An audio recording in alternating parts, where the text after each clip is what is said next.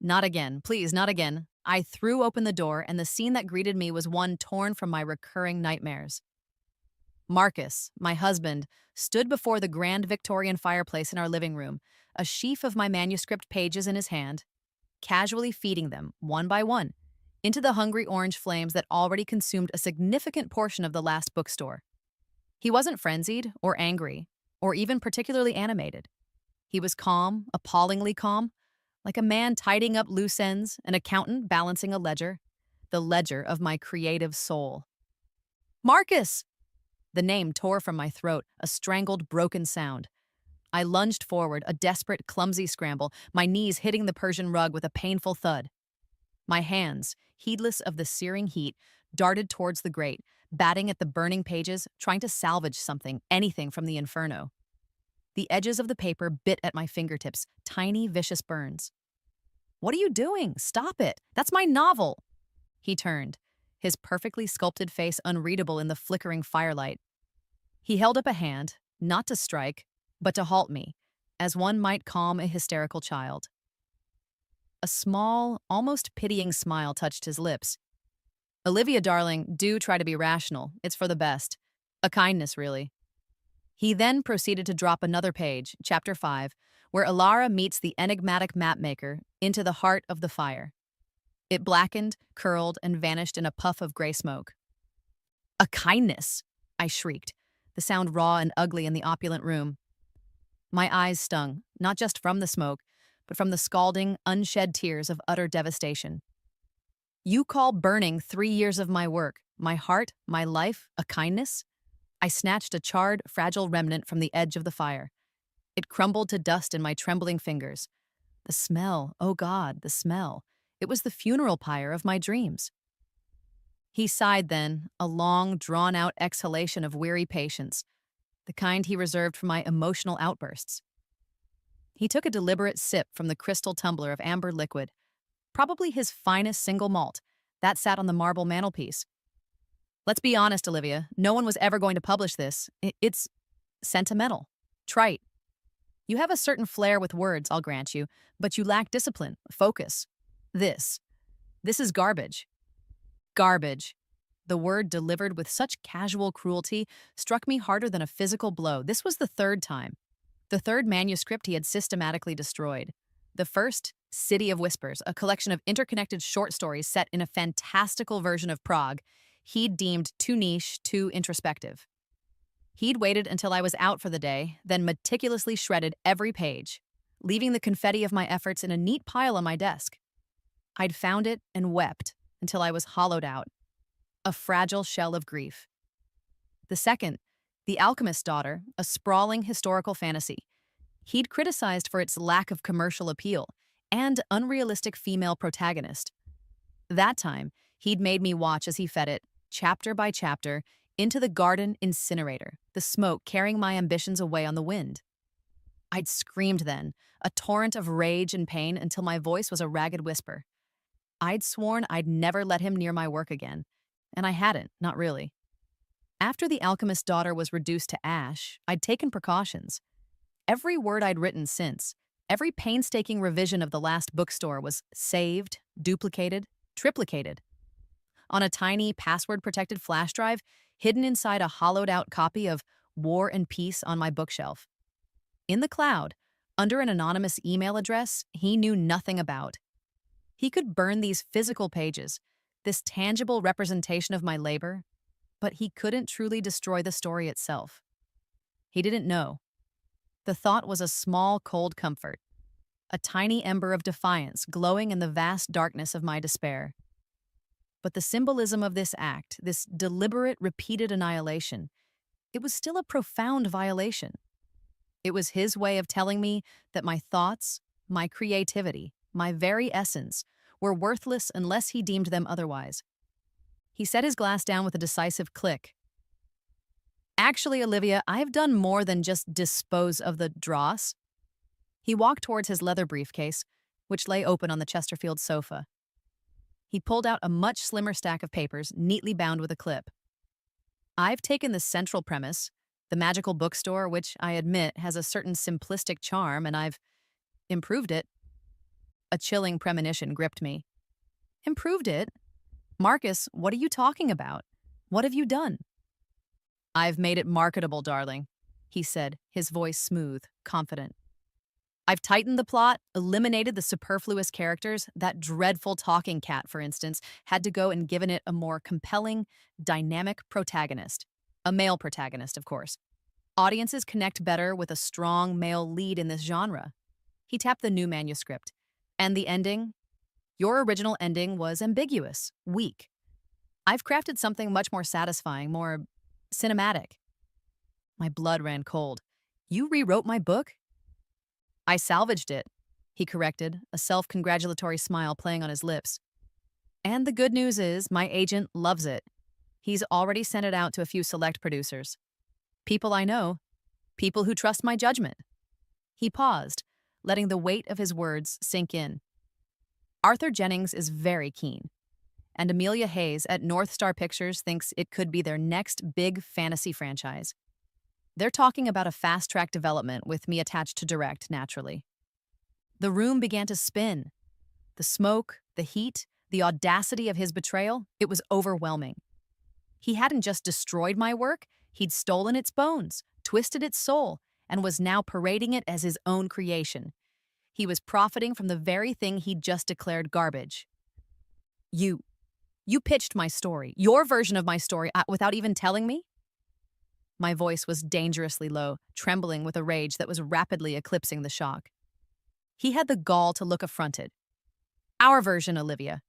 And why would I tell you? So you could fill my head with your usual romantic notions and unrealistic expectations.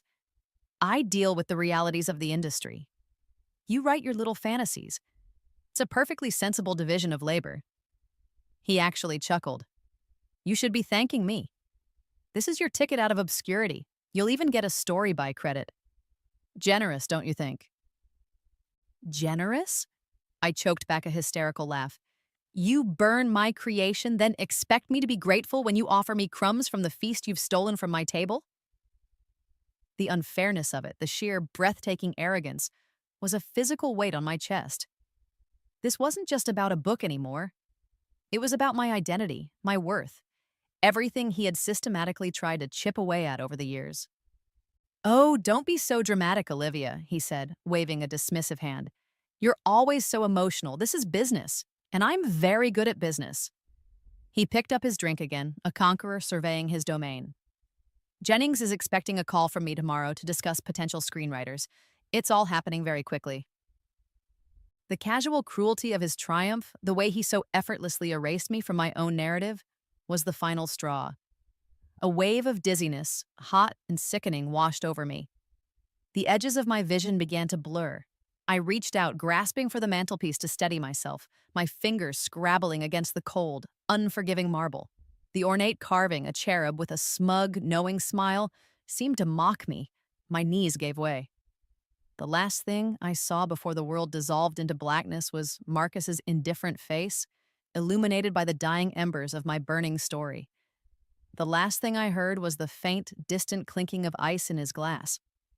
A persistent, dull ache throbbed at my left temple, a rhythmic counterpoint to the chirping of sparrows outside a window I didn't immediately recognize. I groaned, my eyelids fluttering open to a room bathed in the soft, gray light of an early London morning. My first thought was, hospital. Marcus must have called an ambulance after I collapsed. My head injury. Had I cracked my skull? But this wasn't a sterile hospital room. The wallpaper was a faded, slightly peeling Laura Ashley print of cabbage roses, a pattern I'd once adored. The duvet pulled up to my chin was soft, worn cotton, printed with cheerful yellow daisies. My old duvet. My hand flew to my temple, no bandage, no sticky residue of dried blood. Just smooth skin, tender to the touch, but unbroken. Panic, cold and sharp as a shard of ice, pierced through the fog of my confusion. I sat bolt upright, my heart pounding a frantic tattoo against my ribs. My gaze darted around the small, cluttered bedroom, the rickety pine bookshelf overflowing with dog-eared paperbacks, the chipped ceramic mug on the nightstand, likely holding the dregs of last night's chamomile tea. The ancient, wheezing laptop perched precariously on a stack of literary journals on the small desk by the window. This wasn't just a room from my past. This was the room. My tiny rented room in a shared flat in Earl's Court. The one I'd lived in 5 years ago, right after university, when I was a wide-eyed editorial assistant at Finch and Sparrow Publishing. Before Marcus. Before the grand house, the loveless marriage, the systematic destruction of my creative spirit. No, I whispered, my voice hoarse. This can't be. It had to be a dream, a vivid, delusionary side effect of a concussion. Perhaps I was in a coma, my mind conjuring this elaborate, strangely comforting tableau from my past. I scrambled out of bed, my bare feet landing on the familiar cool of the painted floorboards, a shiver tracing its way up my spine. The clothes slung over the back of the desk chair, a pair of faded jeans, a slightly misshapen woolen cardigan, were mine. My old clothes. The ones I'd practically lived in during that first year in London. My reflection in the cracked wardrobe mirror was a ghost. Younger, yes, by 5 years. The lines of exhaustion and unhappiness that Marcus had etched around my eyes and mouth were gone. My hair was longer, less styled, the way I used to wear it. There was a hesitant, almost hopeful light in the eyes that stared back, a light I hadn't seen in years. I stumbled toward the desk, my legs unsteady. The laptop. If this was real, the date on the laptop. With trembling fingers, I lifted the lid. It took an eternity to boot up, its ancient hard drive groaning in protest. Finally, the desktop flickered into view, a cheesy motivational poster of a kitten hanging from a branch, captioned, "Hang in there." A default image I'd never bothered to change. In the bottom right corner of the screen, the date glowed softly, May 17th, and the year, displayed in small, unassuming digits, was 5 years prior to the day my world had gone black by the fireplace. A strangled sob escaped my lips. It wasn't a dream. It wasn't a hallucination. It was impossible. Time travel, rebirth. The concepts were so fantastical, so divorced from reality, that my mind struggled to grasp them. Yet the evidence was all around me, irrefutable, tangible. The very air in the room smelled different. A faint mix of dust, old books, and the cheap lavender polish I used to use on the furniture. I needed proof. Undeniable proof that went beyond my own senses, my own fractured memories. My old job at Finch and Sparrow, Sarah, my closest friend there, my confidant in those early, struggling days. Her boyfriend, David. He'd proposed to her around this time. It had been a huge office event, everyone excited, champagne corks popping at lunchtime. I racked my brain trying to recall the exact date. It was after the bank holiday weekend. Yes, May 19th. She'd come in on the Tuesday, beaming, her hand flashing a newly acquired diamond. Today, according to the kitten in the laptop, was May 17th, a Sunday. If, on Tuesday, Sarah walked in engaged, the next 2 days passed in a surreal, disorienting haze. I went through the motions of a life I'd almost forgotten. I called my mother, her voice younger, less careworn. I wandered through the streets of Earl's Court, the familiar landmarks, the scruffy pub on the corner, the little bakery with the stale scones, the newsagent with the perpetually grumpy owner, all exactly as they had been.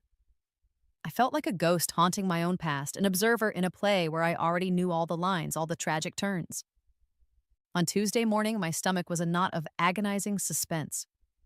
I dressed in the clothes I'd found, feeling like an imposter in my own skin. The tube journey to the Finch and Sparrow offices in Bloomsbury was a blur. I walked into the familiar open-plan office, the scent of stale coffee and photocopier toner instantly transporting me back. I sat at my old desk, a tiny cubicle crammed between the overflowing slush pile and the perpetually jammed printer, my hands clammy, my breath shallow. I pretended to sort through a manuscript, my eyes flitting constantly towards the entrance. 9 o'clock came and went. 9:15. My hope began to fray. Maybe my memory was wrong. Maybe this whole thing was just a cruel, elaborate trick of a damaged mind. Then, at precisely 9:27, Sarah bustled in, her cheeks flushed, her eyes sparkling with an almost unbearable happiness. She made a beeline for my desk, her left hand held aloft, a delicate diamond winking on her ring finger. "Olivia, you will not believe what happened last night," she trilled, her voice bubbling with excitement. "David asked me. He actually asked me. We're engaged." The office erupted. Squeals of delight, impromptu hugs, demands to see the ring. I just stared at Sarah, at the pure, unadulterated joy radiating from her face, and the last vestiges of my disbelief shattered, crumbling into a million pieces. It was true, all of it. I was back, 5 years back, with a clean slate, a second chance.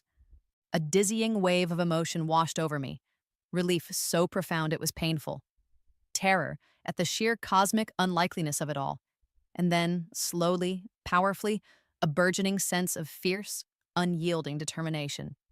I had been given an impossible gift, a chance to undo the mistakes, to avert the tragedies, to reclaim the life that Marcus Thorne had so systematically tried to extinguish. That evening, back in the quiet solitude of my tiny Earl's courtroom, the kitten on the laptop screen seemed to offer a knowing wink. I opened the document folder, my fingers hovering over the file named The Last Bookstore _draft _May 16. This time, when I opened it, I didn't just see an unfinished story. And I saw potential. I saw the flaws, yes, the sentimental passages Marcus had so cruelly derided, the plot holes I hadn't yet plugged. But I also saw the heart of it, the magic that had first sparked the idea. And now, armed with the painful lessons of a future I had already lived, I saw, with blinding clarity, how to make it not just good, but extraordinary. How to make it strong enough to withstand any storm, any critic, any fire. This time, Marcus Thorne would not get his hands on my story. This time, Olivia Holloway was writing her own ending. The knowledge of my impossible second chance was a terrifying, exhilarating tightrope walk. One misstep, one deviation from the narrow path of my new resolve, and I could tumble back into the abyss of Marcus Thorne's making. But with the terror came a clarity I hadn't possessed in years. My tiny Earl's courtroom, once a symbol of my lonely struggle, transformed into a war room, the epicenter of my strategic resurrection. My first priority was deconstructing the myth of Marcus Thorne, not the polished, celebrated director he became, the one whose public persona was so carefully curated, but the Marcus of now, the one who was, in this timeline, still an ambitious, moderately successful filmmaker with a reputation for being intense and driven. I needed to understand the predator before he even scented my presence. My ancient laptop, with its painfully slow dial-up connection, became my window into his past, or rather, my past with him, seen through a new, unclouded lens. Hours were spent scrolling through grainy scans of old film festival programs, archived industry newsletters, and forgotten online forums dedicated to indie cinema. I typed his name, variations of it, names of his early short films into every search engine I could find. The digital breadcrumbs were faint, scattered, but they were there. I found a student film review that praised his ruthless efficiency in storytelling, a phrase that now sent a shiver down my spine. I unearthed an interview on a defunct university radio station's website where he spoke with a chilling detachment about the necessity of artistic control and how collaboration often diluted a singular vision. His singular vision, of course. Then came the more disturbing discoveries, the ones that twisted my stomach into a cold, hard knot.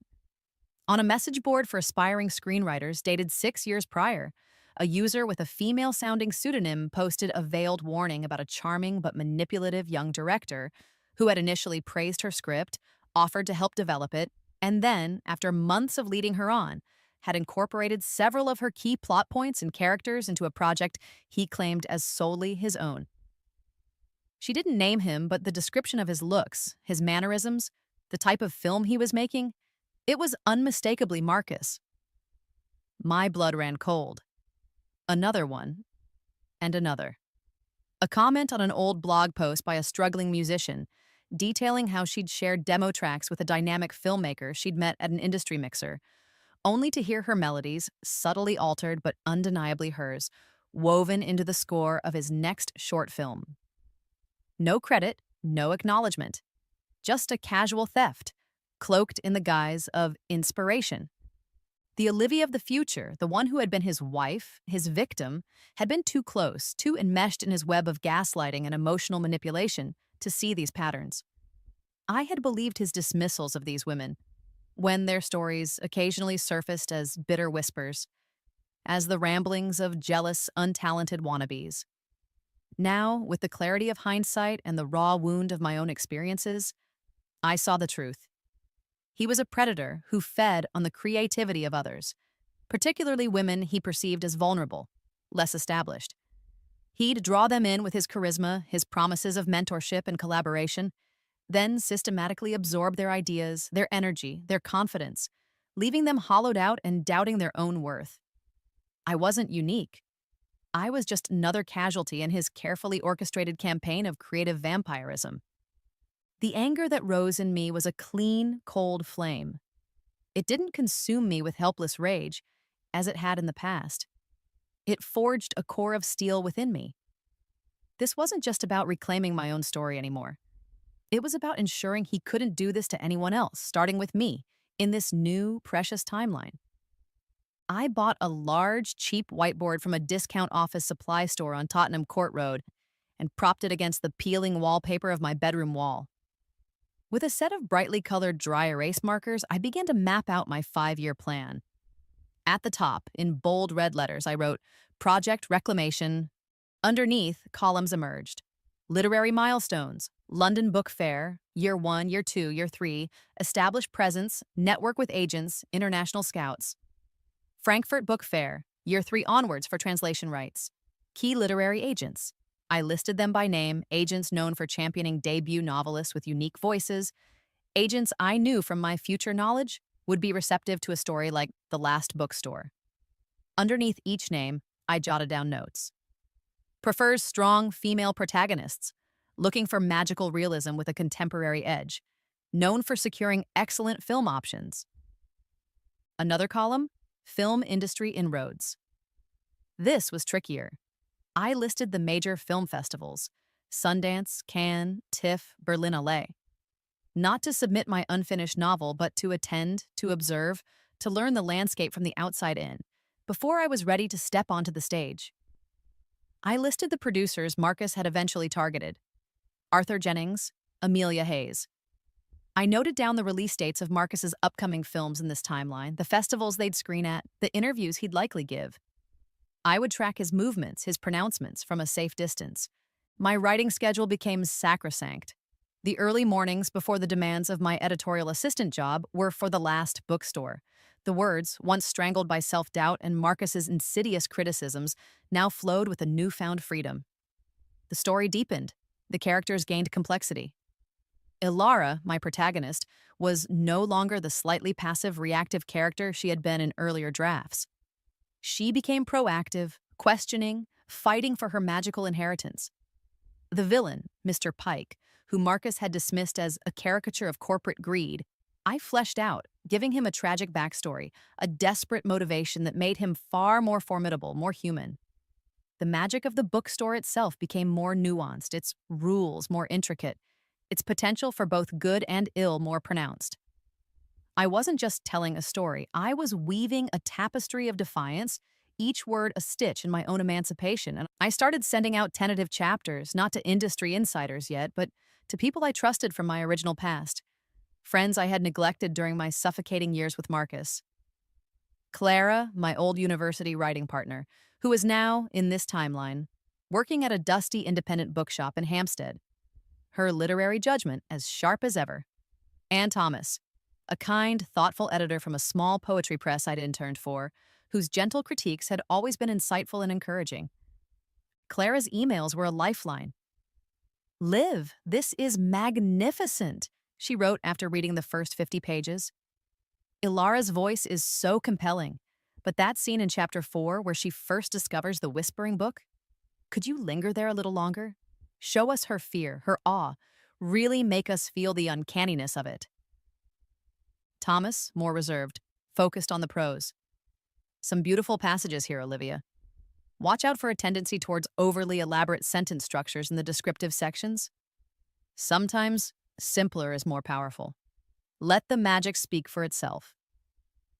Their feedback was like cool water on parched earth, constructive, specific, aimed at strengthening my vision, not imposing theirs. It was the antithesis of Marcus's help, which had always been about subtly twisting my ideas to fit his own narrative, to make them more Marcus-like.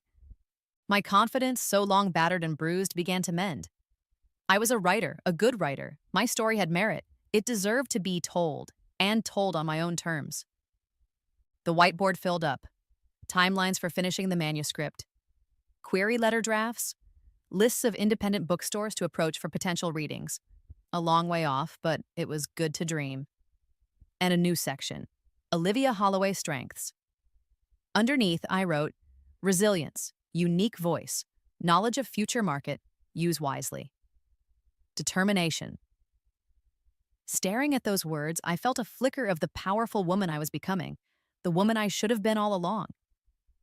The final part of my initial strategic plan was to understand the film producers Marcus had so arrogantly claimed as his contacts, Jennings and Hayes, not as names he dropped, but as individuals with specific tastes and track records. I haunted the BFI library, watching their back catalogs, reading old interviews in Sight and Sound and Empire. Jennings, I noted, had a penchant for faithful, slightly reverent adaptations of classic novels. Hayes, on the other hand, seemed drawn to more contemporary, quirky stories, often with a magical realist bent and strong, flawed heroines. Her company, North Star Pictures, had a reputation for taking risks on new talent and for fostering collaborative relationships with authors. A spark of excitement ignited within me. Amelia Hayes. She was the one. If the last bookstore was ever to find a home on screen, North Star felt like the right constellation. The path ahead was daunting, filled with uncertainty. But for the first time in what felt like an eternity, I wasn't walking it in the suffocating shadow of Marcus Thorne. I was charting my own course, guided by the hard-won wisdom of a future I had survived, and fueled by a burning, unshakable belief in the story I was finally free to write. The email, when it arrived, felt less like an invitation and more like a summons from a past I was determined to rewrite. Forwarded by my well-meaning, and in this timeline, blissfully unaware, Finch and Sparrow colleague Sarah, it announced the Literary Lions Annual Mixer, a confluence of talent and opportunity. My stomach lurched. This was it, the very event, the very gallery space in Mayfair where Olivia Holloway, naive and starstruck, had first encountered the devastatingly charming, insidiously destructive Marcus Thorne. A significant part of me, the part that still flinched from the phantom smell of burning paper, screamed to decline. To feign illness, to run in the opposite direction. Why willingly walk back into the orbit of the man who had systematically tried to dismantle my soul? But the Olivia who now inhabited this younger body, this second chance, was no longer governed by fear alone. She was armed with foreknowledge, fueled by a cold, hard resolve. Avoiding him wasn't the plan. The plan was to meet him, to face him, but this time as an equal, a strategist, not a victim in waiting. This encounter was a crucial reconnaissance mission, a chance to observe the enemy in his natural habitat before he even knew he was on my radar. I agonized over my attire for days. The memory of the drab, ill-fitting floral dress I'd worn the first time, chosen in a flustered attempt to look literary and unthreatening, still made me cringe. This time, there would be no sartorial timidity. I chose a tailored trouser suit in a striking shade of emerald green that I'd found on sale in a boutique on Kings Road, a purchase that felt like an investment in my new persona. It was professional, powerful, yet undeniably feminine. I paired it with sleek, pointed heels that added a couple of inches to my height and a subtle smoky eye makeup that made me feel like I could stare down a dragon. My crimson lipstick, a shade I'd named Retribution Red in my head, was the final touch, a slash of defiance. The gallery was exactly as I remembered, a cavernous white space, already thrumming with the self-important buzz of London's literary set. The air was thick with the scent of expensive wine, canapés, and unchecked ambition. Voices rose and fell in animated discussion. Names were dropped like confetti, and business cards exchanged with the practiced flicks of seasoned players. I took a flute of sparkling water from a passing tray, my hand surprisingly steady, and found a relatively quiet spot near a modern sculpture that looked suspiciously like a pile of discarded plumbing. From there, I could survey the room. It didn't take long to spot him. Marcus was, as always, the center of his own universe, a small constellation of eager listeners orbiting him. He was leaning against a plinth, one hand gesticulating animatedly as he spoke, the other holding a glass of red wine. His dark hair, artfully tousled, caught the gallery lights. He looked every inch the rising star, the charismatic auteur, and utterly, repellently familiar. The confident set of his jaw, the way his eyes crinkled at the corners when he delivered a particularly witty line, the almost predatory grace of his movements. I saw it all now, not through the rose-tinted glasses of infatuation, but with the cold, hard clarity of experience. I didn't rush, I let the scene play out, observing his interactions, the way people deferred to him, laughed a little too loudly at his jokes. I needed to reacclimatize myself to his presence, to neutralize the lingering emotional charge his memory still held. When I felt ready, my composure a carefully constructed shield, I began a slow, deliberate circuit of the room, ensuring I would eventually cross his path, but not in a way that seemed too eager, too obvious. He saw me as I passed a huddle of agents discussing a recent seven-figure deal. His gaze, sweeping the room with that proprietary air he had, snagged on me. There was a flicker, not of recognition, of course, but of something else. Appraisal, interest. The look a collector gives a new, intriguing specimen. He murmured a polite excuse to his companions, his eyes never leaving mine, and began to move towards me, a shark scenting blood in the water. Or so he thought. "I don't believe we've had the pleasure," he said, his voice the familiar velvety purr that had once disarmed me so completely. He stopped a respectable yet subtly invasive distance from me. "Marcus Thorne."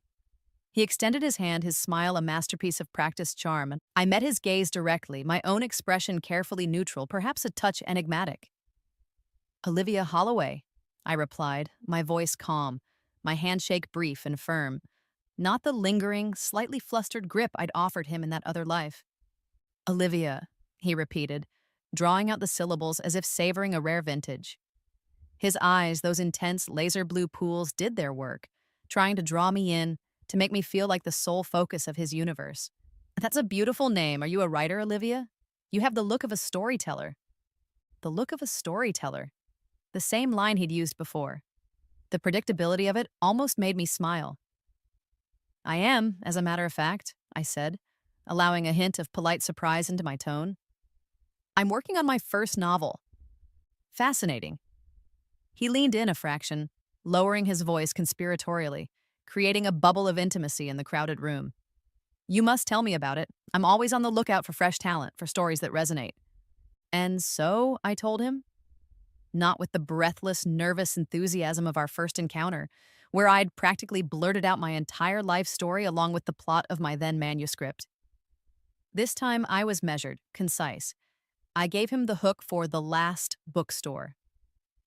It's a story about a young woman, Alara, who inherits a very old, very peculiar bookshop in a hidden London alley.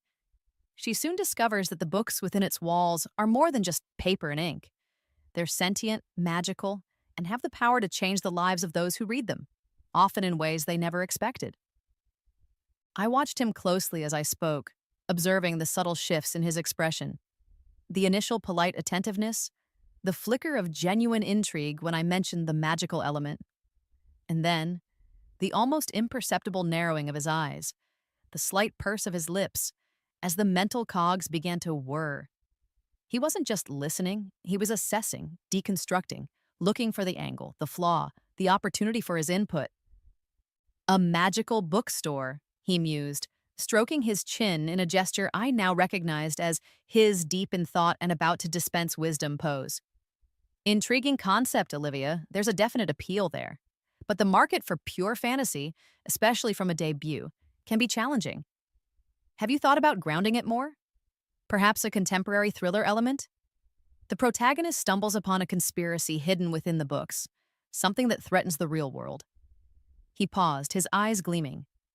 "And the magic itself, it needs clear rules, limitations, and consequences. Real, visceral consequences." Audiences need to feel the stakes. Perhaps there's a dark side to the magic, a price to be paid for wielding it. It was almost verbatim the kind of improvements he'd later make to my burned manuscript, the kind that stripped away the heart and soul of my story and replaced it with his own brand of cynical commercialism. He was already, within minutes of meeting me, trying to reshape my narrative, to plant his flag on my creative territory. The old Olivia would have been flattered by his attention, awed by his industry insights, and would have eagerly agreed to his suggestions. The new Olivia smiled faintly. Those are certainly interesting points to consider, Marcus. Thank you. The story is still in its early stages, so I'm open to exploring different avenues. I kept my tone light, non-committal. I didn't offer to show him any pages. I didn't ask for his card or suggest a follow-up meeting. I then deliberately glanced past him as if spotting someone else in the crowd. It was a pleasure meeting you, I said, my voice polite but tinged with a hint of dismissal. But, if you'll excuse me, I really must catch up with a friend. I gave him a brief nod and moved away, leaving him standing there, a faint frown creasing his brow. I could feel his gaze on my back, a mixture of surprise and, I suspected, a new kind of intrigue. He wasn't used to being the one left wanting. He was used to aspiring writers fawning over him, desperate for his approval. My carefully calibrated indifference, my refusal to be easily drawn into his orbit, had clearly piqued his interest far more effectively than any display of eagerness could have. His pursuit when it came was indeed more aggressive than in the original timeline. Not desperate, not yet, but certainly more persistent. 2 days later, an email, more effusive than the first one he'd sent me years ago. He'd been utterly captivated by our brief conversation. He had a number of concrete ideas that he was convinced could elevate my project to another level. He suggested lunch, not just coffee. I played a careful game. I agreed to a coffee eventually, after a polite delay, citing a busy schedule. I chose a noisy, impersonal chain cafe near my office, not the quiet, intimate brasserie he suggested. I let him talk, steering the conversation towards his projects, his experiences in the film industry, his much-vaunted connections. He spoke of Arthur Jennings with reverence, of Amelia Hayes with a proprietary air, as if she were already a pawn in his grand career strategy. He dropped names, recounted anecdotes of industry power plays, all designed to impress me, to demonstrate his influence. I listened, absorbing every detail, every nuance, like a spy on a covert mission. He was, unwittingly, providing me with a detailed map of the very landscape I intended to conquer without him. He pressed for details about my novel, for pages he could read. I demurred, citing early drafts, a need for further revision. I kept him at arm's length, feeding him just enough polite interest to keep him engaged, but never enough to give him any real purchase on me or my work. He was fascinated by the challenge, by the novelty of a woman who didn't immediately succumb to his charm offensive. He saw me as a complex puzzle to be solved, a promising talent to be molded. By him, of course. He had no idea that the game we were playing was one I had already lived through, and this time I knew all the rules, all the moves, and precisely how to win. I was gathering intelligence, using his ego, his relentless pursuit as a tool. He thought he was the hunter. He was about to discover he was merely a stepping stone. The following 2 years were a blur of relentless focus, a solitary marathon fueled by lukewarm tea and an unshakable secret knowledge. My little Earl's courtroom, with its perpetually thrumming radiator and view of a grimy brick wall, became my fortress. Inside, I wasn't just rewriting the last bookstore. I was rewriting my destiny, one carefully chosen word at a time.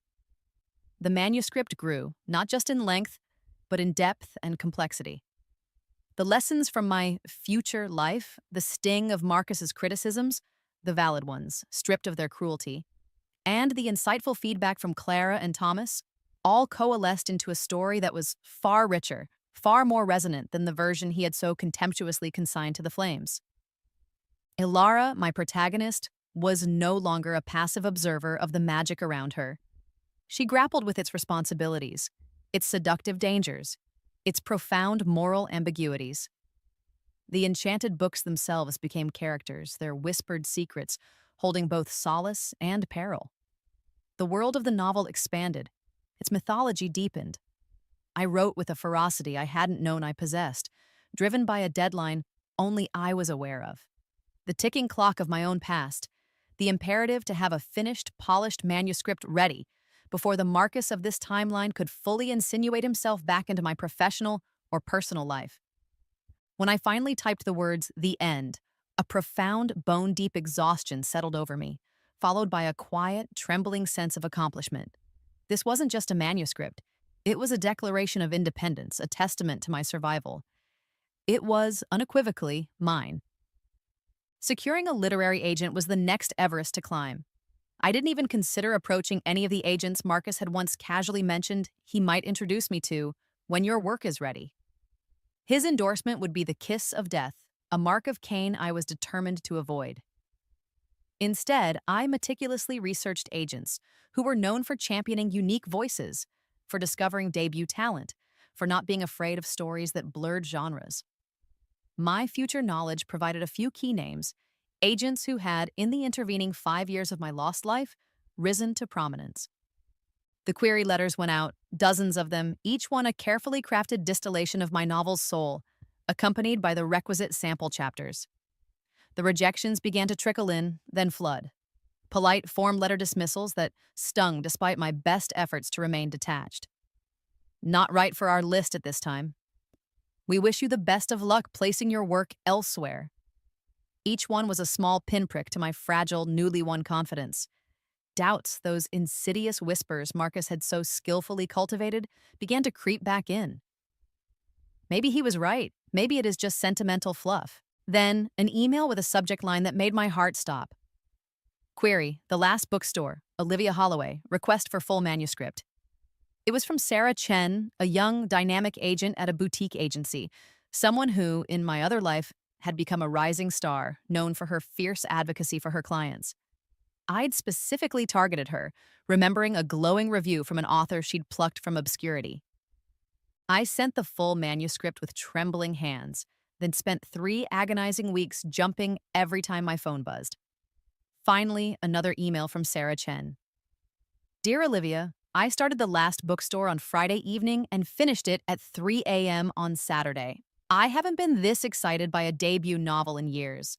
The world you've built is captivating. Alara is a wonderfully complex heroine, and the magic feels both fresh and timeless. I would be honored to represent you. Can we meet next week?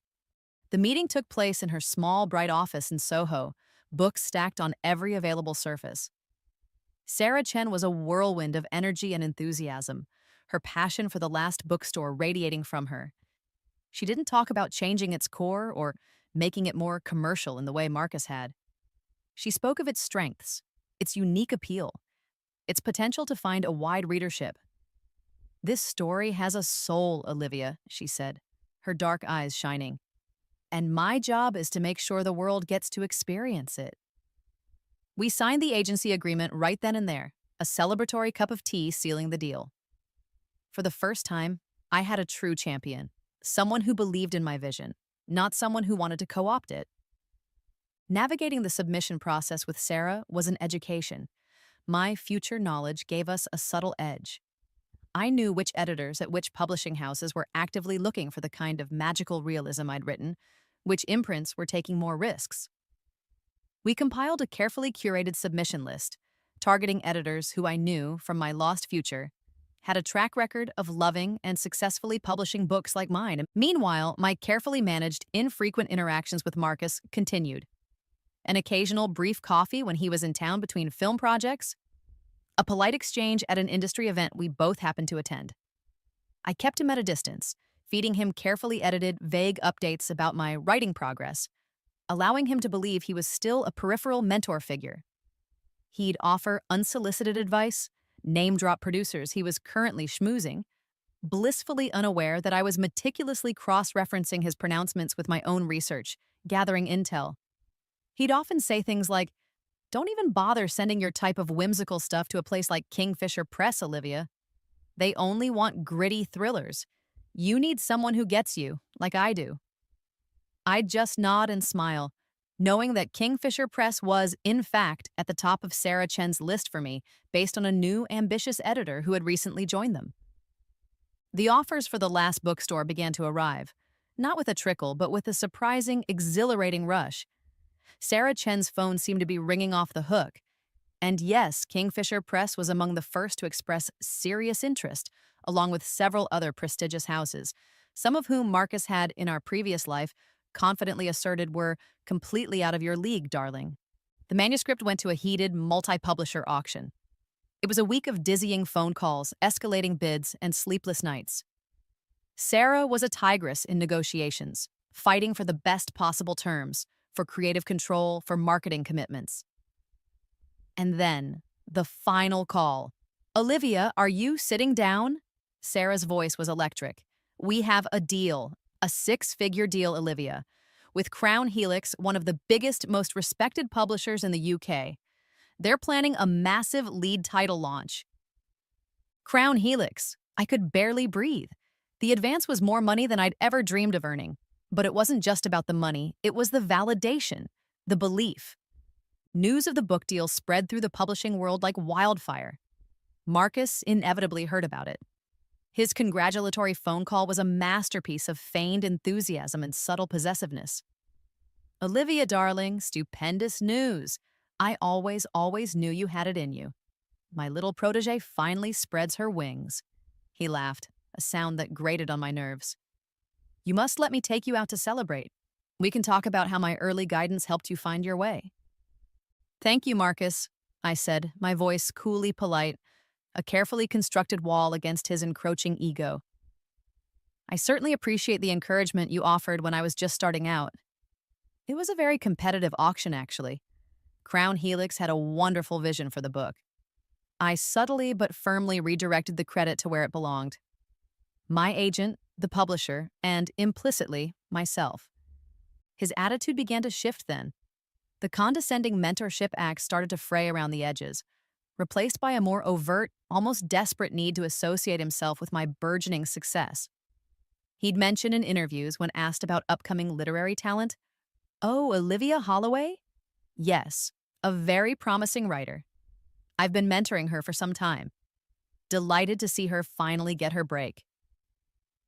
If we were at the same industry event, he'd make a point of being photographed near me, his arm casually draped over my shoulder as if we were a creative team. I learned to deftly sidestep these maneuvers, to issue quiet, firm corrections through my publicist to create a polite but unbridgeable distance. And then, as the advance buzz for the last bookstore began to build, even before its publication, something else started to happen. Emails began arriving in Sarah Chen's inbox, not from Marcus or through his channels, but directly to her, from film scouts, from development executives at production companies. They'd heard about the book, about the auction, about the unique story. They wanted to read the manuscript. Among the inquiries were names that made my heart skip a beat. Arthur Jennings' company. And most notably, a senior executive from North Star Pictures, Amelia Hayes's highly respected production house. The very people Marcus had boasted of courting, the ones he'd intended to approach with his bastardized version of my story. Now, they were coming to me, drawn by the legitimate heat and artistic integrity of my own independently achieved success. A slow, triumphant smile spread across my face as Sarah read out their names. Marcus had tried to burn my story to the ground. Instead, phoenix-like, it was rising from the ashes, capturing the attention of the very people he'd sought to impress, and it was doing so entirely on its own terms, under my name, through my efforts. The game was far from over, but this round, unequivocally, was mine. Publication day for the last bookstore dawned crisp and bright, a London autumn morning that felt charged with a nervous, electric energy. Waking in my small Earl's Court flat, a place I still cherished for its role in my rebirth, I felt a tremor of disbelief. This was it. After years of secret toil, of battling demons both internal and external, my story was about to step out into the world, naked and vulnerable, yet also, I hoped, resilient and true. Holding the first finished copy, delivered by a breathless courier from Crown Helix the evening before, had been an almost religious experience. The weight of it in my hands, the smooth, matte finish of the cover art, a subtly magical depiction of Alara standing before the enchanted shop, the crisp smell of new paper and ink, my name, Olivia Holloway, printed in elegant serif beneath the title. Tears had welled, not of sorrow this time, but of a profound, cleansing joy. I had done it. Against all odds, against him, I had done it. The initial reviews started to appear online within days, and they were astonishing. A spellbinding debut, Holloway has crafted a world so immersive, so imbued with a quiet, captivating magic, that readers will yearn to lose themselves within the aisles of the last bookstore, raved The Guardian. More than just a fantasy, this is a novel about the power of stories themselves and the courage it takes to find one's own narrative. Olivia Holloway is a writer to watch, proclaimed a lead review in the Times literary supplement. Words like luminous, enchanting, a modern classic in the making were being used. I read them with a kind of dazed wonder. The ingrained voice of Marcus's criticism, his dismissals of my work as sentimental garbage, finally, blessedly, beginning to recede. The book tour was a whirlwind. Launch parties in London and Manchester, readings in packed independent bookstores from Edinburgh to Brighton, interviews for radio, literary podcasts, even a brief, terrifyingly exciting spot on a morning television book segment. I found myself speaking about Alara and her magical world with a confidence that would have been unthinkable for the Olivia of 5 years prior. The questions about my inspiration, my writing process, the themes of hope and resilience in the novel, I answered them honestly, passionately, drawing from the deep well of experience that had forged both the story and its author. My future knowledge, while not directly applicable to predicting interview questions, gave me a broader understanding of the literary landscape, a sense of perspective that allowed me to engage with critics and readers with a calm, informed grace. Marcus, predictably, attempted to bask in my reflected glory. He appeared uninvited but beaming at my official London launch party, held in the elegant rooms of a Mayfair literary club. He schmoozed with my editor, charmed my agent Sarah Chen, and made a beeline for any journalist or photographer present, positioning himself as my proud mentor. Olivia has been a dear friend and something of a protege for years. I overheard him telling a reporter from a glossy magazine, his arm casually slung around my shoulder as a flashbulb popped. I always knew she had this extraordinary talent, just needed a little guidance to unlock it. I extricated myself from his grasp with a polite smile. Later, when the same reporter asked me about Marcus's influence, I chose my words carefully. Marcus has certainly been a prominent figure in the creative industries for some time, and his early encouragement, like that of many friends and former colleagues, was appreciated as I was finding my way. I said, my tone warm, but unequivocally placing him as one of many, not the singular Svengali he portrayed himself to be. But the last bookstore was a very personal journey, one I largely navigated with the incredible support of my agent and my brilliant editor at Crown Helix. It was a subtle but firm reclaiming of my narrative, a public drawing of boundaries he continually sought to blur. Then the news that made my agent scream with delight down the phone line. The last bookstore hit the Sunday Times bestseller list, number 7 in its first week, then number 4, then, incredibly, number 1. It stayed there for 3 consecutive weeks. The book wasn't just a critical darling, it was a commercial phenomenon. Readers were connecting with Alara's journey, with the magic of the little shop, in a way that surpassed my wildest dream. My little story, the one Marcus had tried to extinguish, was now a beacon. And with that kind of success, the already simmering film interest boiled over. It was no longer just polite inquiries from film scouts.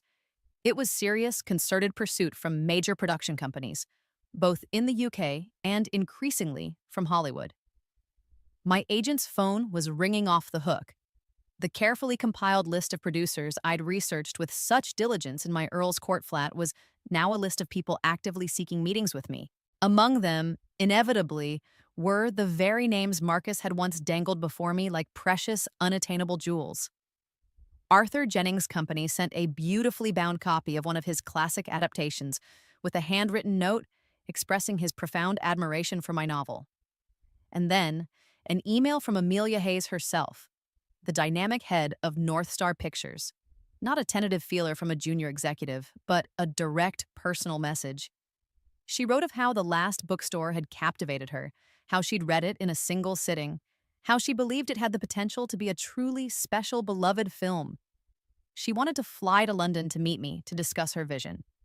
A shiver went down my spine as I read her words. This was it. The exact opportunity with the exact producer Marcus had been so desperate to impress with his mangled version of my story. But this time, they weren't interested because of Marcus Thorne's connections or his supposed directorial genius. They were interested because of Olivia Holloway, best-selling author of The Last Bookstore. The path he had tried to steal, the one he had tried to manipulate me onto under his control, was now opening before me, paved by my own success, my own uncompromised vision. I began the process of evaluating the offers with Sarah and a newly hired razor-sharp film agent she recommended. We looked beyond the financial terms, scrutinizing each company's track record with literary adaptations, their relationships with authors, their willingness to grant creative input. I wasn't just selling film rights. I was entrusting my creation to someone else's hands. And I needed to be sure those hands were respectful, capable, and aligned with the spirit of the book. Marcus watched all of this from the sidelines, his frustration growing with every fresh news item about my success, every glowing review, every mention of escalating film interest. His own latest film, a gritty, self-consciously dark thriller, had underperformed at the box office and received lukewarm reviews. The contrast between my soaring trajectory and his stagnating one was not lost on him or on the industry gossips.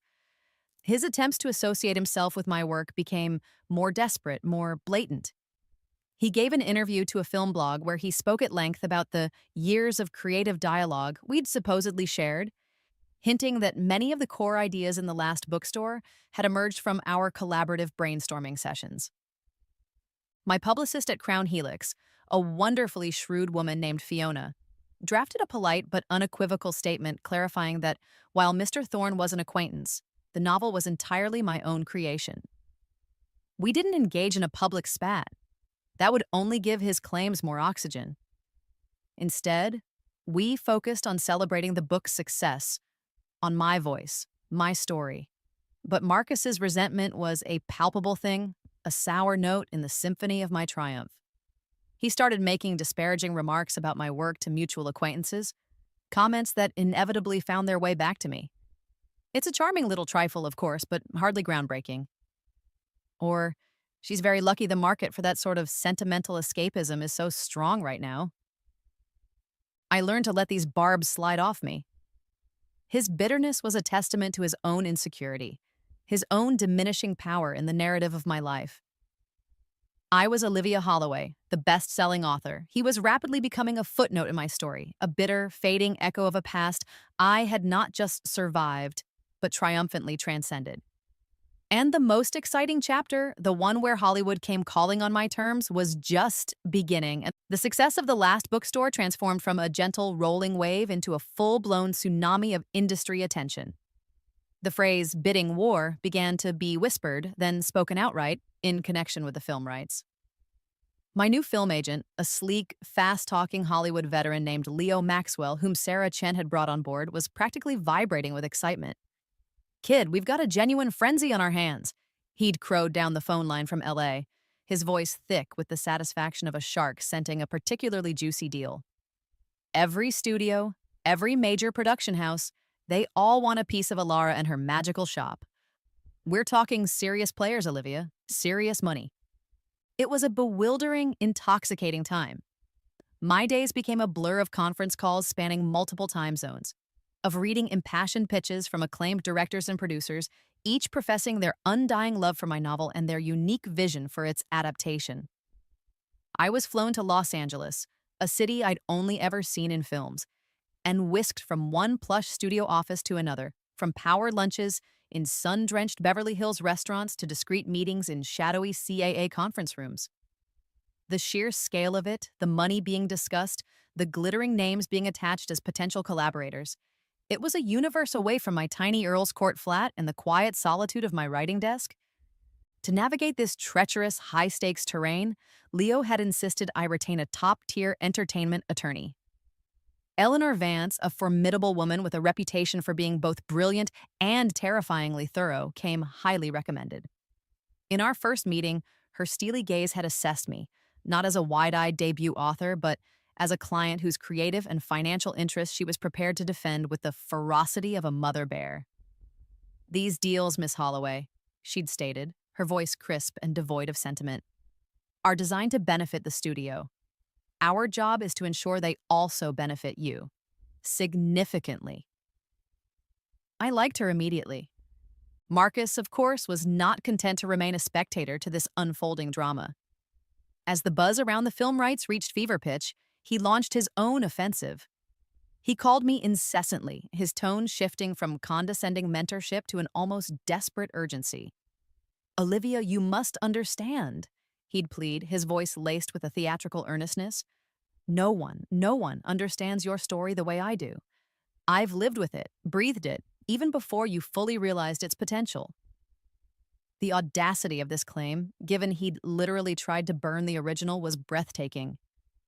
I should direct it. It's the only way to protect its integrity, to ensure it isn't Hollywoodized. He then escalated his campaign, trying to leverage his past, albeit now distant, connection to me. He began calling Leo, even attempting to contact Eleanor, arguing his unique synergy with the material.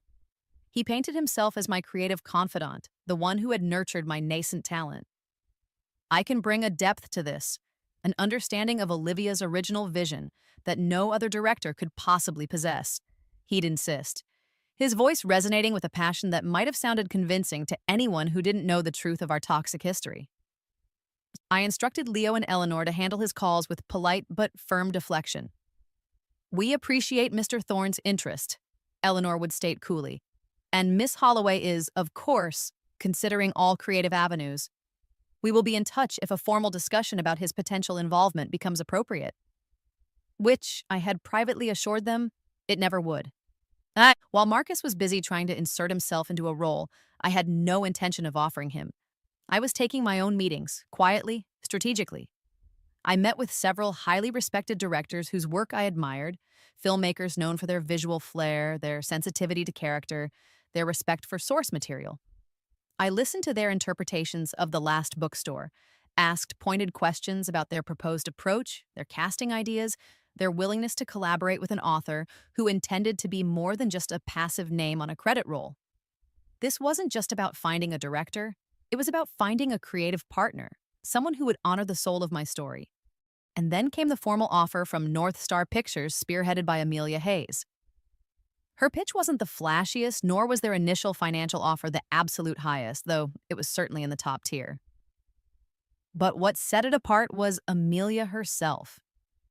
She spoke about Alara not as a plot device, but as a young woman she genuinely connected with.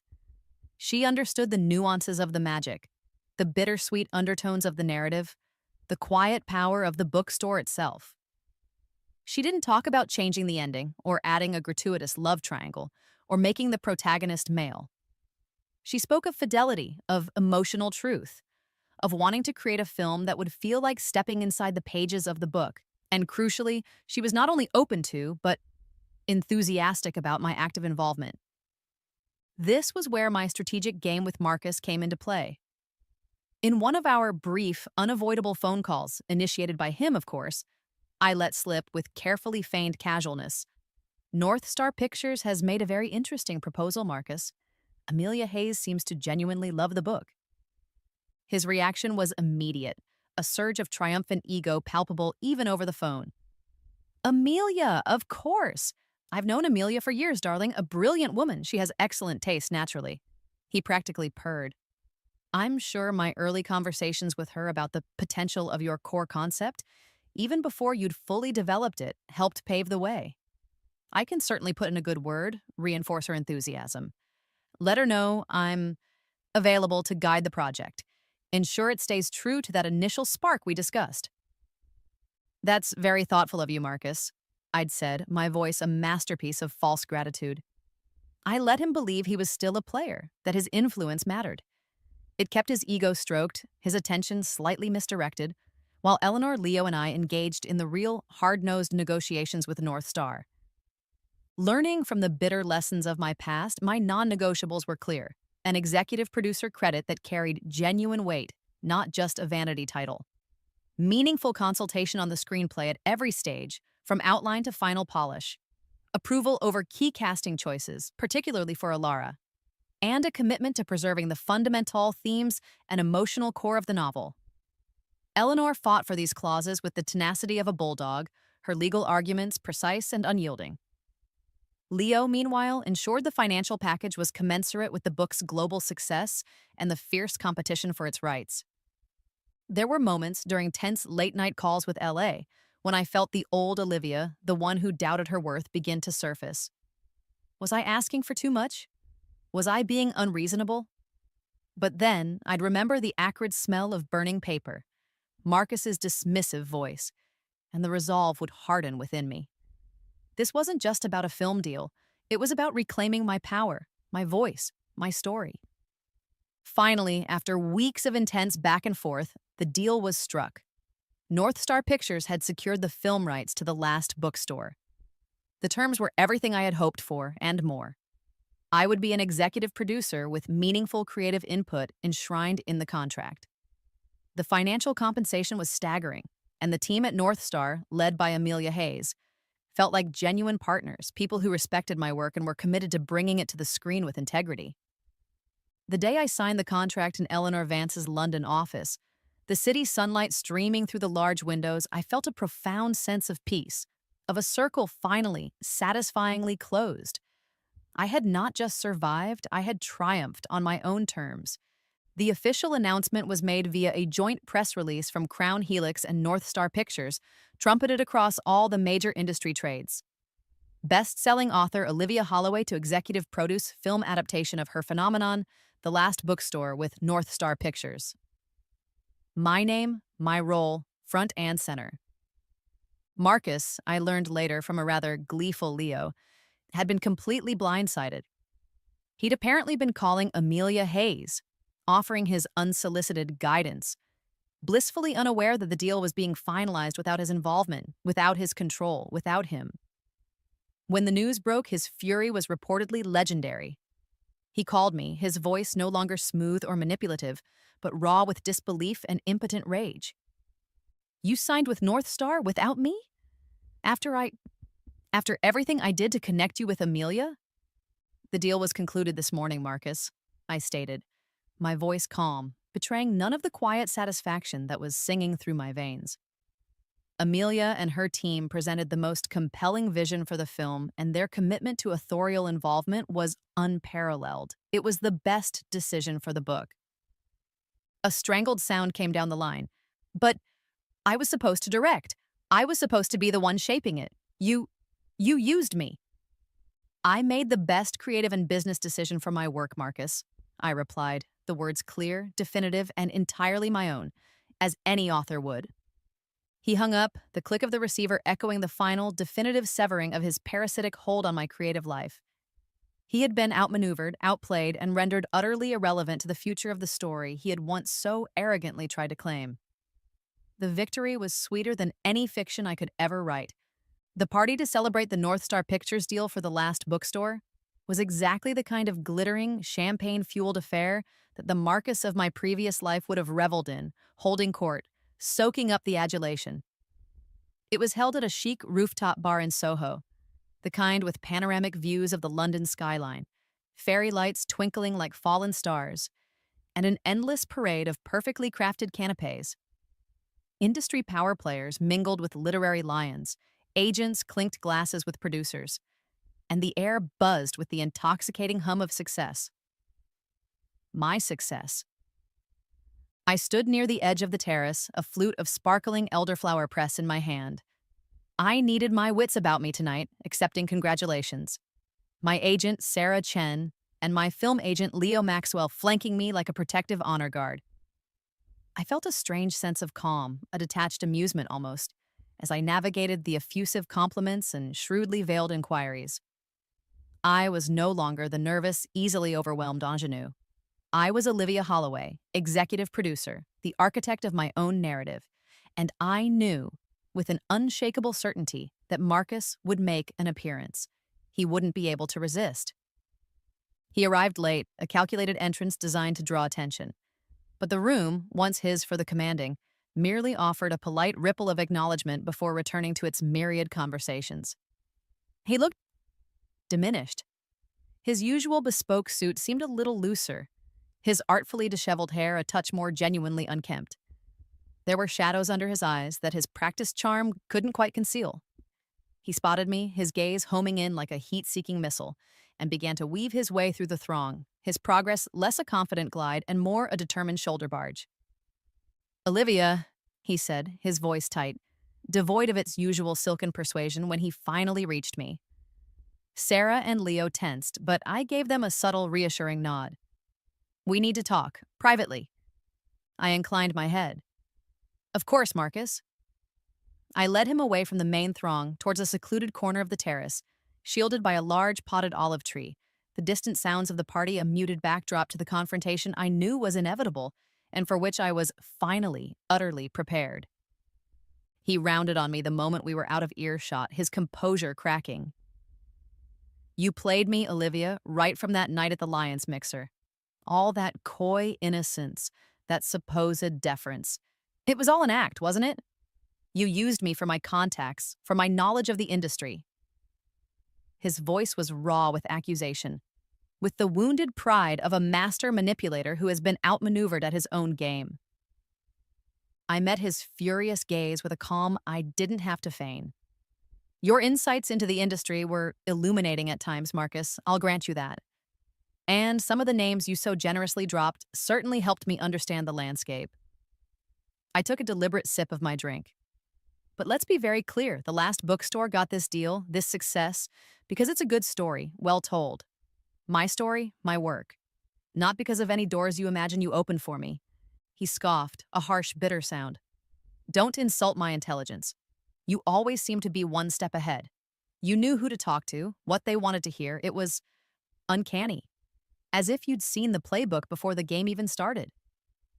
He stared at me then, a strange, unsettled expression dawning in his eyes, a flicker of something that looked almost like fear. "How, Olivia? How did you know?"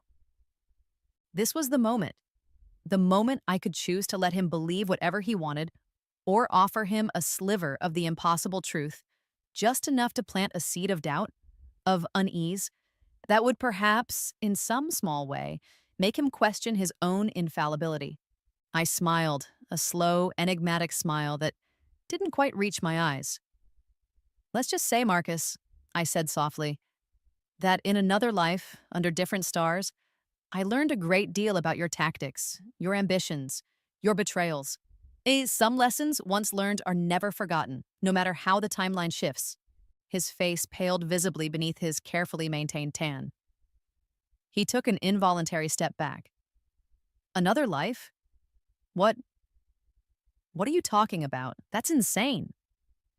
But the bluster was gone from his voice. He looked shaken, genuinely unnerved. My quiet confidence, my inexplicable prescience regarding his moves, it clearly resonated with some deep, unacknowledged fear within him that things were not always as they seemed, that he was not always in control. "Perhaps," I conceded, letting the ambiguity hang in the air. "But the point is, Marcus, I saw what you did to my work then. I saw how you tried to twist it, to diminish it, to claim it as your own after deeming it worthless. I wasn't going to let that happen again." He stared at me, speechless for a long moment, the pieces clicking into place in his mind. Not the whole picture, but enough to make him profoundly uncomfortable. He finally seemed to understand that he wasn't dealing with the naive, pliable woman he had once so easily dominated. "So, this is it then," he finally managed, his voice hoarse. "My career, my reputation.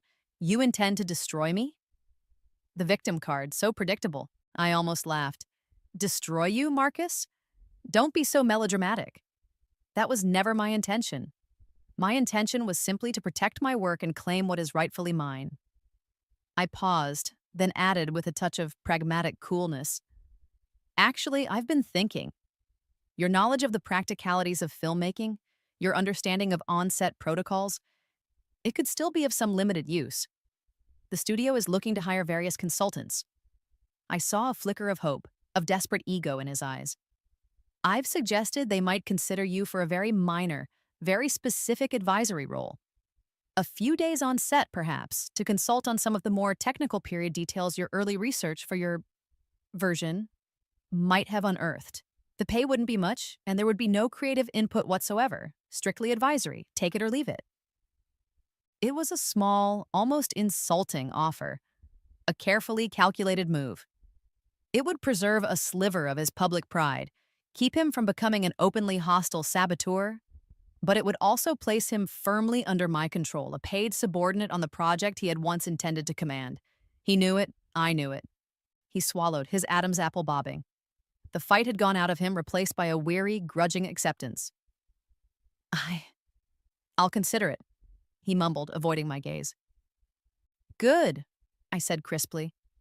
My agent's office will be in touch with yours if the studio agrees. I turned to leave him there, a solitary, diminished figure, amidst the glittering celebration of a success he had tried and failed to prevent. As I walked back toward the warmth and laughter of the party, a profound sense of peace settled over me. It wasn't just about the book or the film deal, or even about outmaneuvering Marcus. It was about the journey, about the woman I had become. The foreknowledge had been a gift, a weapon, but it had been my courage, my resilience, my refusal to be broken that had truly turned the tide.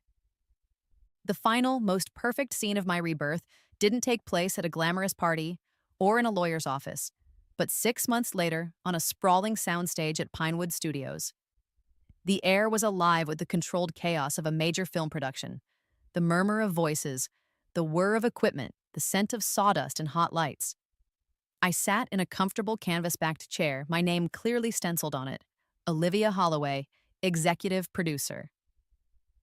In my lap, not a burning manuscript, but a beautifully bound shooting script of The Last Bookstore, filled with my handwritten notes and suggestions, many of which had been incorporated by the talented, respectful screenwriter Amelia Hayes had chosen in close consultation with me. Amelia herself sat beside me, pointing towards the meticulously recreated set of Alara's magical bookshop. "What do you think, Olivia? Did we get the dust right?" she asked, a genuine warmth in her smile. "It's perfect, Amelia," I said, my voice thick with emotion.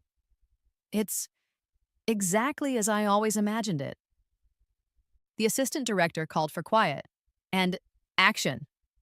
I watched, my heart swelling, as the actress playing Alara, a brilliant newcomer we had discovered after an exhaustive casting process, delivered her first lines. Her voice filled with the wonder and trepidation I had first felt when I'd conceived of this magical world. Her words, my words, echoed through the soundstage, no longer silenced, no longer stolen, but brought to vibrant, luminous life. The contrast with that horrific night by the fireplace, the acrid smell of my burning pages, Marcus's cold, dismissive eyes, could not have been more stark. Then, my story was ash and despair. Now it was light and movement and shared creation, its magic tangible, its future limitless. As the scene concluded and the director yelled, "Cut! Beautiful, everyone!" I leaned back in my chair, a slow, satisfied smile spreading across my face. Later, when the film was released, my name would appear in the credits twice, based on the novel by Olivia Holloway, and then again, higher up, more prominent. Executive producer, Olivia Holloway. My story, my vision, my victory, illuminated on the silver screen for the entire world to see, and that I knew was the most powerful magic of all.